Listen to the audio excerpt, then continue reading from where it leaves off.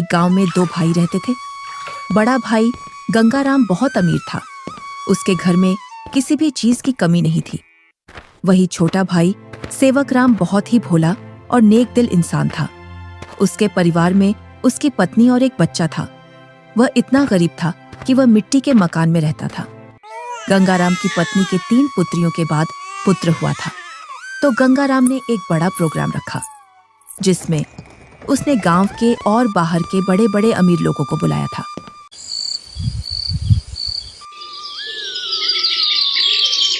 सुबह से ही गंगाराम के घर के चारों ओर चहल पहल थी। कहीं पकवान बन रहे थे, तो कहीं बच्चे खेल रहे थे और कहीं मेहमान आ रहे थे। गंगाराम के घर के चारों ओर खुशी का माहौल था। धीरे धीरे चारों ओर के मेहमान आ गए, पर आपके छोटे भैया सेवक कहीं दिखाई नहीं दे रहे हैं। अभी तक आए नहीं। आपने गांव में सबको बुलावा दिया है ना? अरे हाँ, बुलाया है उसको, आता ही होगा अपने बच्चों के साथ। तू यहीं रुक और मेहमानों को देख, मैं अभी आता हूँ व्यवस्था देखकर। इतना कहकर गंगाराम घर से बाहर चला जाता है और गुनगुनाता है, मैं उसको अपने प्रोग्राम में क्यों बुलाऊं? वो कहाँ और मैं कहाँ? मेरे यहाँ एक से बढ़कर एक अमीर मेहमान आ रहे हैं। अगर किसी को पता चल गया कि मेरा भाई इतना गरीब है तो मेरी नाक कट जाएगी। कुछ गांव के लोग सेवकराम के घर के आगे से गंगाराम के प्रोग्राम में जा रहे थे और सेवकराम अपने घर से खेतों पर जाने की तैयारी कर रहा था।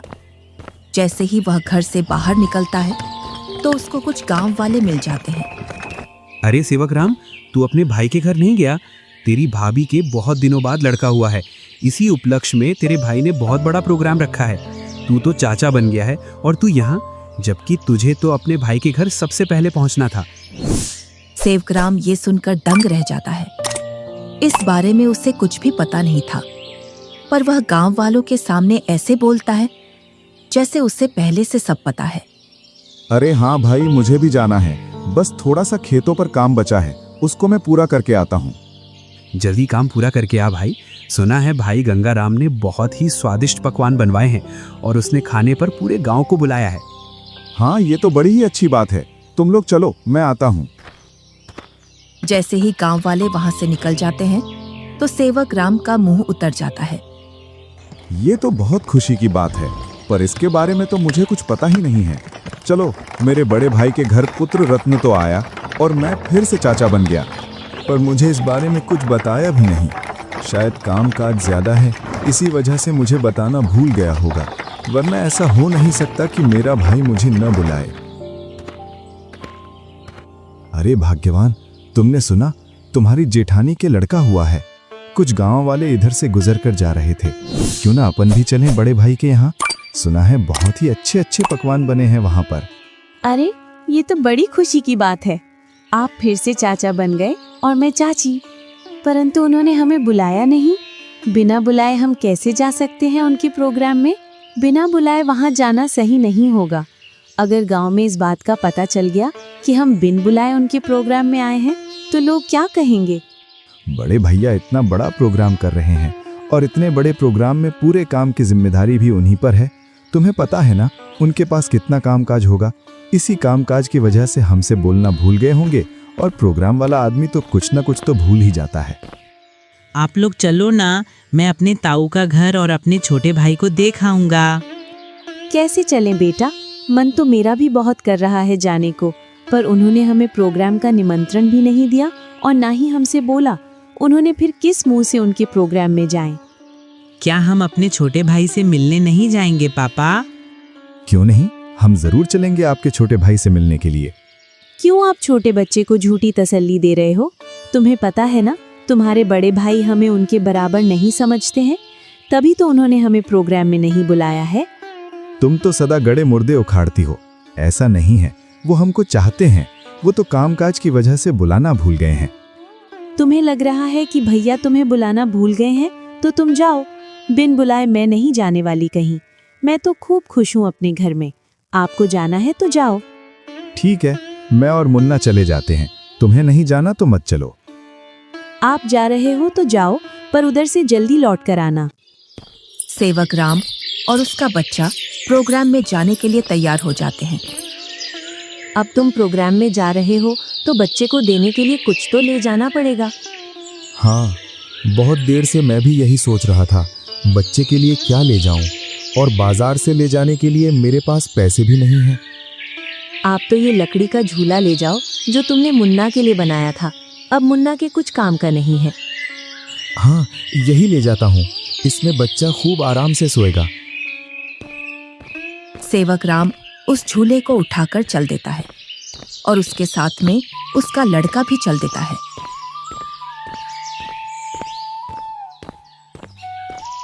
थोड़ी देर बाद दोनों प्रोग्राम में पहुंच जाते हैं।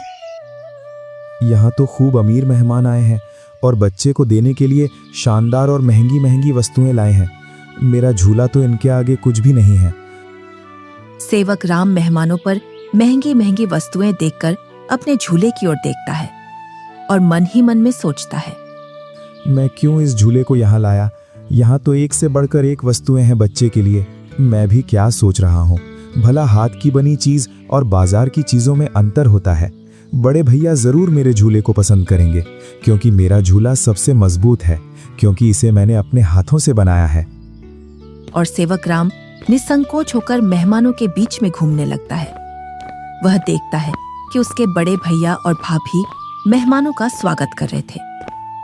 तभी गंगाराम की पत्नी की निगाह सेवक राम पर जाती है। तब वह गंगाराम से बोलती है, अरे भैया और मुन्ना तो आ गए, पर देवरानी नहीं दिख रही है। कहाँ आ गए?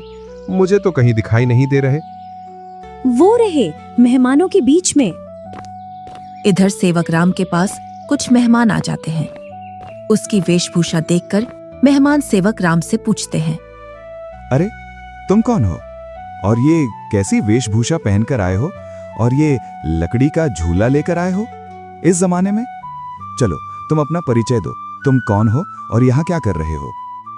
इतना सुनकर सेवक राम संकोच में पड़ जाता है और मन ही मन सोचता है, अगर मैं इन्हें ये बताऊं कि मैं गंगाराम का छोटा भाई हूं तो ये लोग क्या सोचेंगे? एक भाई इतना अमीर और एक भाई इतना गरीब कि वो प्रोग्राम में एक जोड़ी कपड़ा भी सही से पहनकर नहीं आ सकता है। इससे अच्छा तो मैं झूठ बोल दूं। मैं गंगाराम जी का मजदूर। अरे तुम इतना क्यों घबरा रहे हो? डरो मत, बेझिझक होकर बोलो। गंगाराम जी का मैं मजदूर मैं छोटा भाई हूँ। वह बहुत कोशिश करता है झूठ बोलने की, लेकिन उसके मुंह से सच निकल जाता है। क्या बोल रहे हो? तुम्हें पता है ना तुम गंगाराम जी को अपना भाई बता रहे हो? तुम्हें पता है ना वो कहाँ और तुम कहाँ? अपने आप को देखो और उनका प्रोग्राम देखो। इतने में ही गंगाराम वहां आ जाता है और बोलता है, क्या बोल रहा है ये? ये तुम्हें अपना भाई बता रहा है कि तुम इसके भाई हो। मेरा भाई होता तो वो इस हालात में रहता। ये तो मेरा हारी है, हारी। इसको मैंने एक दिन प्यार से भाई क्या बोल दिया, मुझे अपना भाई बताने लगा। इतना सुनकर सेवक राम अपना सिर झुका लेता है। आप प्रोग्राम का आनंद लीजिए। चलो मैं और मेहमानों से मिलता हूँ। जी आप मिलिए, हम भी और परिचितों से मिल लेते हैं। चलो तुम यहाँ से बाहर चलो, मुझे तुमसे कुछ बात करनी है। दोनों भाई एकांत में चले जाते हैं। जब तुम्हें पता है मेरे यहाँ एक से बढ़कर एक मेहमान आए हैं, फिर भी तू प्रोग्राम में घुस आया मेरी नाक कटवाने के लिए। और ये क्या लेकर आया है मेरे लड़के के लिए? लकड़ी का झूला। इस झूले में सोएगा मेरा लड़का। मेरा लड़का तो मखमल के झूले में सोएगा। किसमें? मखमल के झूले में। जा यहाँ से, मुझे दिख मत जाना अब इस प्रोग्राम में। अगर कुछ खाना बचेगा तो मैं सुबह भिजवा दूंगा तेरे घर पर। और हाँ, साथ में अपने लड़के को भी ले जाना यहाँ से। मुन्ना की माँ ठीक बोल रही थी कि बिन बुलाए वहां मत जाओ। मेरी ही गलती है जो मैं बिन बुलाए यहाँ आ गया। सेवक राम अपने बच्चे को लेकर अपने घर की ओर चल देता है, बड़े ही उदास मन से। इतने में ही बच्चा बोलता है, पापा, हम छोटे भैया से भी तो नहीं मिले और आप इतनी जल्दी घर चल रहे हो। सेवक राम थोड़ी हिम्मत करके अपने लड़के से बोलता है, बेटा हम शाम को आएंगे। खेतों पर कुछ काम बाकी रह गया था, वो मुझे याद आ गया है। उसे करके मैं आ जाऊंगा। उसके बाद चलेंगे हम तेरे छोटे भाई से मिलने के लिए। दोनों घर पहुंच जाते हैं। मुन्ना घर से बाहर बच्चों के साथ खेलने के लिए चला जाता है। इधर सेवक राम अपनी पत्नी को पूरी घटना सुना देता है और उसकी आंखों से आंसू छलक जाते हैं। पता नहीं ईश्वर की कैसी लीला है, आज भाई ने भाई को पहचानने से मना कर दिया। आप रोइए मत, ईश्वर एक दिन सब ठीक कर देगा। ईश्वर को भाइयों के बीच में इतना फासला भी नहीं रखना चाहिए कि वे एक दूसरे से ही दूर हो जाएं। आप इतना दुख मत मनाइए, सब ठीक हो जाएगा। आप बस ईश्वर पर विश्वास रखिए। तीनों सो जाते हैं।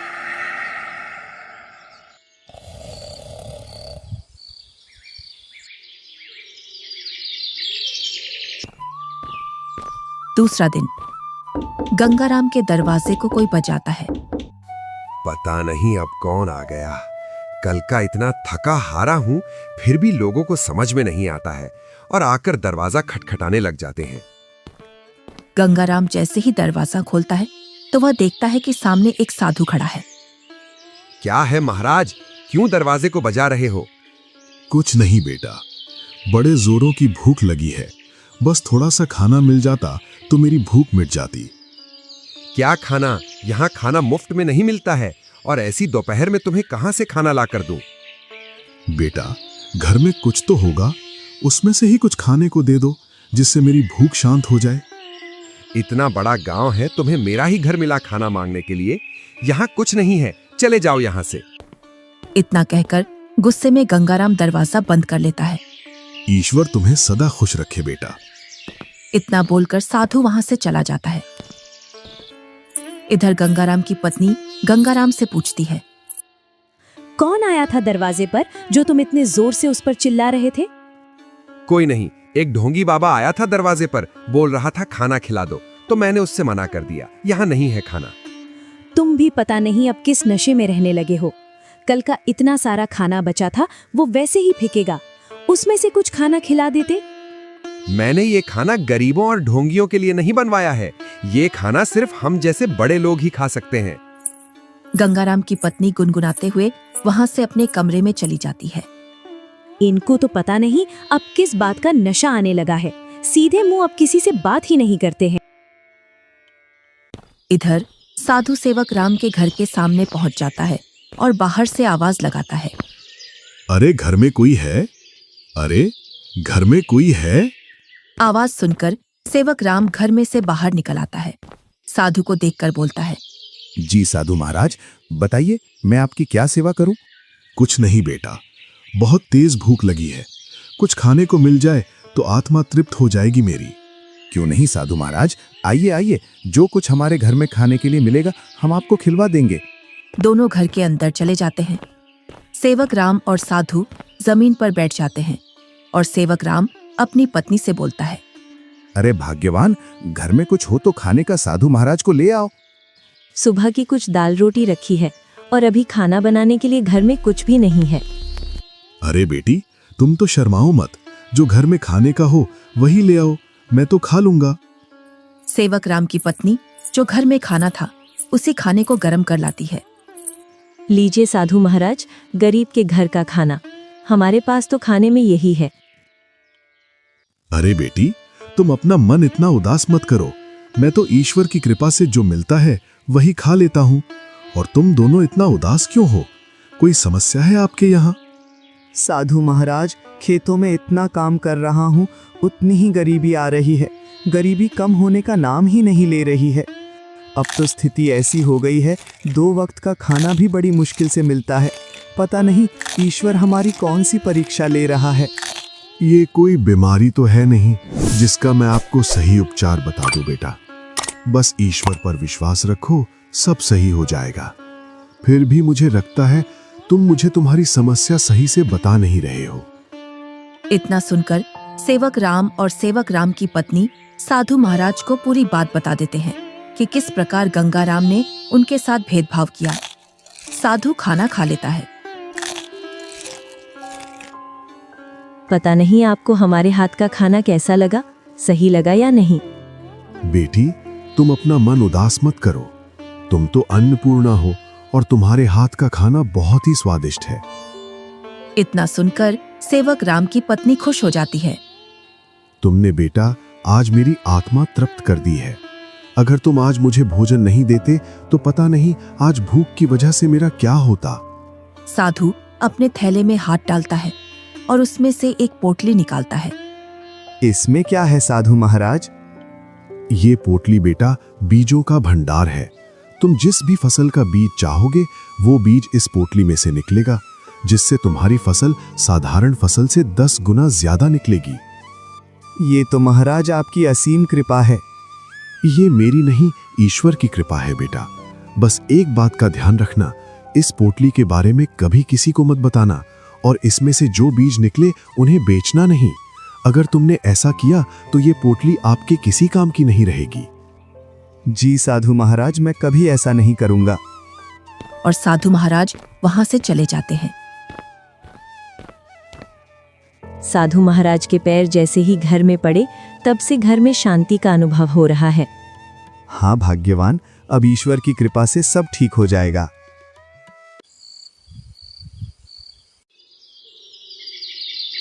जैसे ही सेवक राम ने अपने खेतों में उन बीजों की बुआई की तो चारों ओर सेवक राम की फसल के ही चर्चे थे।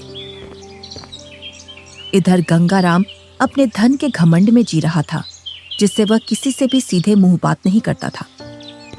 इधर सेवक राम की संपत्ति बढ़ रही थी और गंगाराम की घट रही थी, और इसी के साथ गंगाराम के घर में अशांति भी बढ़ रही थी। कुछ ही दिनों में सेवक राम ने गांव में गंगाराम से भी बड़ा मकान बना लिया था, और सेवक राम अब अपने घर में खूब खुशी खुशी रह रहा था। पर एक दिन, मालिक, अब मैं आपके यहाँ काम नहीं करूंगा। अब मुझे दूसरे गांव में आपसे ज्यादा जमीन मिल रही है और इससे भी अच्छी उपजाऊ। क्या बोल रहे हो हरिया तुम? तुम्हें पता है मेरे पास कितनी जिम्मेदारियां हैं? तुम चले जाओगे तो मैं अकेला कैसे खेती और घर संभालूंगा, और ऊपर से मैं अकेला आदमी। मुझे जहाँ मुनाफा मिलेगा मैं वहीं काम करूंगा मालिक। अगर मुझे इतनी ही मेहनत में मुझे वहां ज्यादा फसल मिलेगी तो मैं वहीं जाऊंगा। अरे हरिया, मैं भी तो तुम्हें खूब मुनाफा करवाता हूँ। बस तुम इस साल और रुक जाओ, मैं जब तक दूसरा हारी देख लूंगा। मालिक, 2 सालों से तुम मुझे बेवकूफ बना रहे हो। न तो तुम अनाज ज्यादा देते हो और न ही तुम दूसरा हारी रखते हो। मैं तो चला, तुम जानो और तुम्हारी खेती। अरे नहीं, ये तो चला गया। अब मैं क्या करूंगा? कई सालों से मैंने खेतों में काम भी नहीं किया है, जिससे अब मुझसे खेतों में काम भी नहीं होगा। क्यों ना मैं सेवक राम के यहाँ जाऊं? अब तक तो उसने उसकी सारी जमीन बेच दी होगी, क्योंकि हालात तो वैसे भी खराब चल रहे थे उसके। वो जरूर मेरे खेतों पर काम कर लेगा। गंगाराम सेवक राम से मिलने के लिए चल देता है।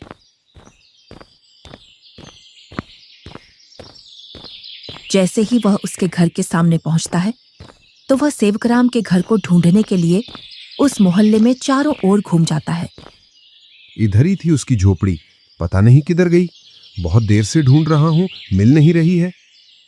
तभी वहां से एक गांव का व्यक्ति गुजर कर जा रहा था तो गंगाराम उस व्यक्ति से पूछता है, अरे भैया, सेवक राम की झोपड़ी थी यहाँ, वो कहाँ है?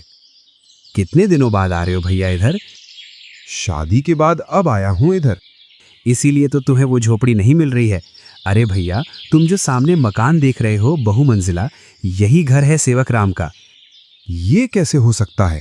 2 साल पहले तो ये गरीब हुआ करता था। हाँ भैया, 2 साल पहले गांव में सबसे गरीब व्यक्ति यही था। पता नहीं भैया इसने खेतों में कौन सा खाद डाला है जिससे इसकी पैदावार सबसे ज्यादा निकलती है। घर बताने के लिए बहुत बहुत धन्यवाद। और गंगाराम उस घर के अंदर चला जाता है। जैसे ही सेवक राम अपने बड़े भैया को घर के अंदर देखता है तो वह बहुत खुश होता है। अरे मुन्ना की माँ, वो देखो हमारे घर में कौन आया है। बड़े भैया, आओ भैया बैठो। अरे, तुमने इतना शानदार घर कैसे बनाया? तुमने तो पूरा ही नक्शा बदल दिया। बहुत ही शानदार घर बनाया है। कहीं तुमने चोरी चपाटी करके तो ये घर नहीं बनाया? नहीं भैया, मैंने कोई चोरी नहीं की है। ये तो मैंने अपनी मेहनत से बनाया है। ऐसी मेहनत तो तू पहले भी करता था, पर पहले तो तूने ऐसा मकान बनाया ही नहीं। भैया, आपसे क्या छुपाना, जब आपका प्रोग्राम था उसके एक दिन बाद हमारे घर पर एक साधु आया था। उसको हमने पेट भर खाना खिलाया था। आज उनके आशीर्वाद की वजह से ये सब है हमारे पास। इतना सुनकर गंगाराम का सिर घूम जाता है और उसकी आंखों तले सब सीन आ जाता है कि किस प्रकार उसने उस साधु को भगाया था। वो साधु तो सबसे पहले मेरे घर आया था। इसका मतलब ये सारा धन मेरा हुआ। क्या बोल रहे हो भैया? ये तो मैंने अपनी मेहनत से खड़ा किया है, ना कि जादू से। ये सब तुझे साधु के आने बाद ही मिला है ना? तो इस गांव में सबसे पहले साधु मेरे घर आया था। अगर मैं उसे खाना खिला देता तो ये सारी संपत्ति मेरी होती। इसका मतलब तूने मेरे अधिकार की संपत्ति छीनी है। ये तुम मुझ पर गलत इल्जाम लगा रहे हो भैया। मैं उस साधु को ढूंढ कर लाता हूँ और साधु से तेरे सामने बुलवाता हूँ कि इस संपत्ति पर किसका हक है। और गुस्से में गंगाराम वहां से निकल जाता है।